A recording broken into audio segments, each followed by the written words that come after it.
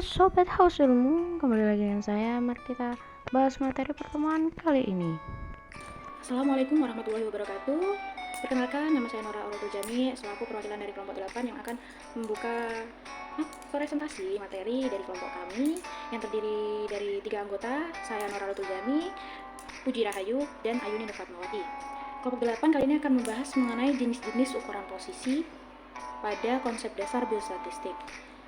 Sebelum kita masuk ke pembahasan jenis-jenis ukuran posisi, kita perlu mengerti dulu apa itu pengertian ukuran posisi. Nah, ukuran posisi ini sendiri adalah suatu nilai tunggal yang mengukur letak nilai-nilai pada suatu data.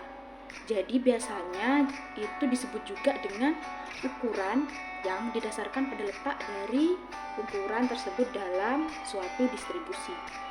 Jenis-jenis ukuran posisi. Jenis-jenis ukuran posisi di sini ada 3. Yang pertama kuartil, yang kedua desil, yang ketiga ada persentil.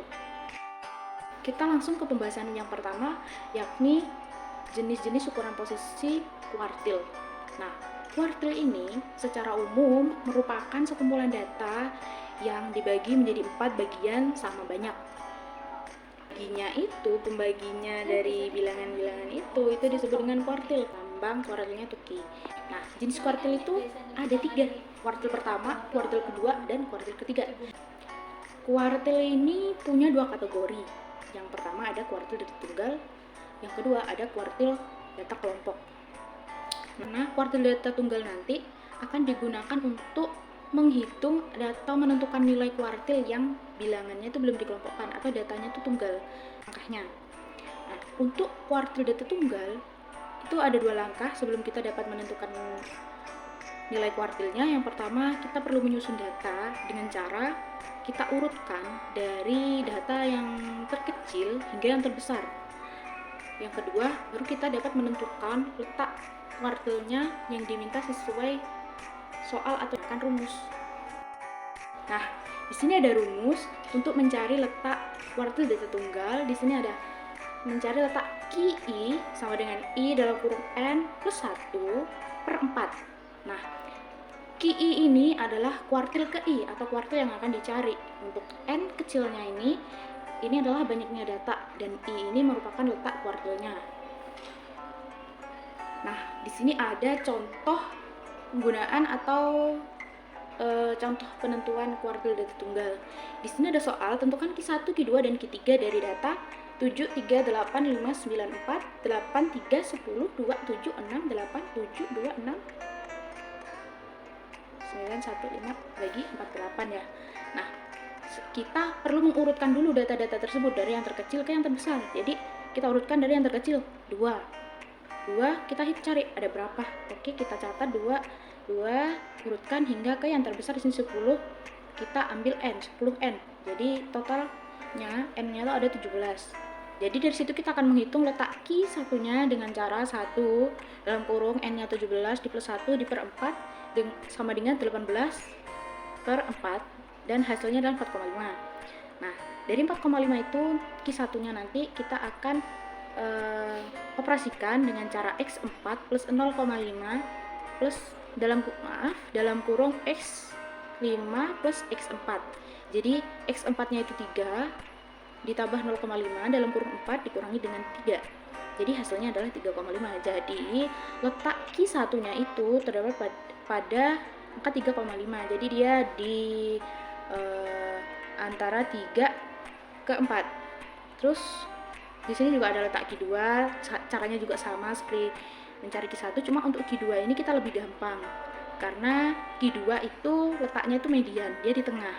Jadi Q2 sama dengan 2 dalam kurung 17 plus 1/4, jadi 3 nambah 4 sama dengan 9. Jadi Q2 nya itu sama dengan X9 nya, jadi dia adalah 7. Untuk Q3 kita mencarinya sama dengan Q1. Kita ambil datanya untuk X nya itu di depan dan di belakangnya. Oke, kita ambil X nya 13 sama X14 dengan hasil 8, jadi nanti letak Q3 nya di urutan ke-8. 1, 2, 3, 4, 5, 6, 7, 8. Jadi dia ada di angka 8 itu. Untuk selanjutnya yakni kuartil data kelompok. Nah, kuartil data kelompok ini itu untuk menentukannya, kita harus membuat susunan distribusi frekuensi. Gunanya untuk apa? Di sini untuk memudahkan penghitungan nantinya. Langkah-langkahnya hampir sama dengan mencari kuartil data tunggal, namun di sini ada lebih banyak langkah, di mana yang pertama kita harus menyusun, mengurutkan dari yang terkecil yang terbesar, baru kita menghitung rentang atau ringnya, lalu kita menentukan jumlah kelasnya berapa dengan rumus juga, terus kita cari panjang kelas intervalnya juga dengan rumus, baru kita membuat tabel distribusi frekuensi.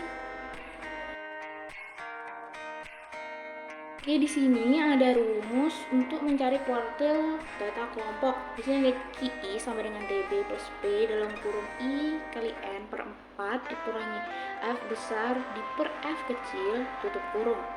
Dengan keterangan QI sebagai kuartil KI yang akan dicari, TB sebagai tepi bawah kelas kuartil, P sebagai panjang kelas, N sebagai banyak data, F besar sebagai frekuensi kumulatif sebelum kelas kuartil yang akan dicari, terus F kecilnya ini sebagai frekuensi kelas kuartilnya.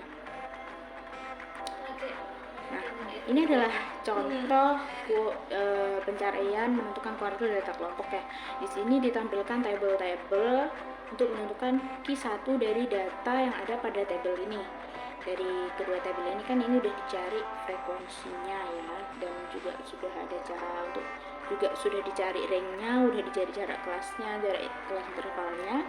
Lalu kita langsung aja jawab dengan cara QI sama dengan TB plus P dalam kurung I kali N per 4 dikurangi F per F besar dikurangi per F kecil tutup kurung. Di sini TB-nya 20,5. Nah, 20,5 ini kan tadi TB kan tepi kelasnya. Tepi kelasnya kan ini di awal kan 21. Jadi dia dikurangi 0,5 jadi 20,5. Terus dia di plus P, P-nya ini 10. P-nya 10. Nah, di sini ada cara mencarinya. Di sini QI sama dengan TB plus P dalam kurung I kali N per 4 kurang F besar per F kecil tutup kurung. Nah, kita masukkan masing-masingnya. TB untuk TB-nya 20,5. Di situ kan QI-nya yang dicari kan di kelas kedua itu ada 5 plus 10 dalam kurung 7,5 dikurangi 2 per 7 tutup kurung. Dia dioperasikan masing yang di dalam kurung dulu, jadinya 20,5 ditambah 7,86, jadi hasilnya 28,36. jadi dia Q1 data kelompoknya adalah 28,36, jadi dia terletak di kuartil atau di kelas kedua. Oke, untuk selanjutnya akan ada pembahasan tentang desil dan persentil. Nanti itu akan dilanjutkan oleh kawan saya. Perkenalkan, nama saya Ayuni Nur Fatmawati. Di sini saya akan menjelaskan tentang desil. Desil merupakan angka yang membagi data menjadi 10 bagian yang sama setelah melalui penyusunan data terlebih dahulu.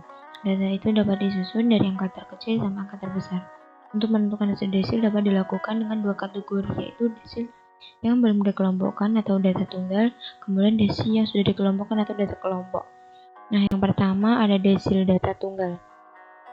Untuk menentukan desil data yang belum dikelompokkan, langkah pertamanya yaitu dengan mengurutkan data dimulai dari yang terkecil sampai yang terbesar.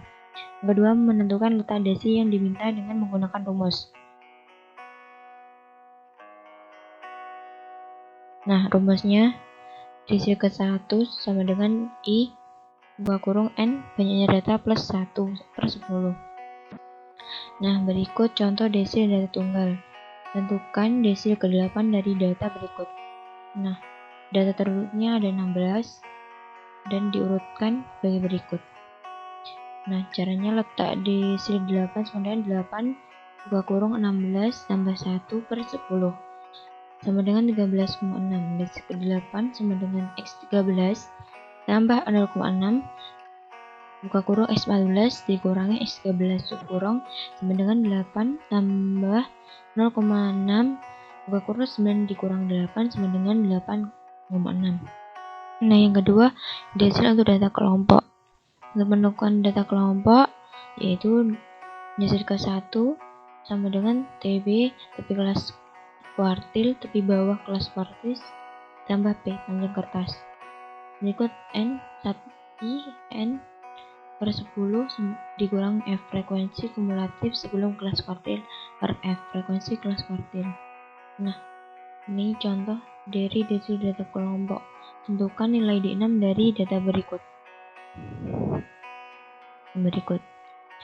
Cara pengerjaannya, rumusnya desil ke-6 yang dicari desil ke-6 sama dengan TB plus P 6N per 10 dikurang F per F sama dengan 19,5 ditambah 3 8 kurung 18 dikurang 14 per 5 dikurung sama dengan 19,5 ditambah dengan 2,4 sama dengan 21,9. Jadi nilai desil ke-6 adalah 21,9. Datanya di sini 20 sampai 22.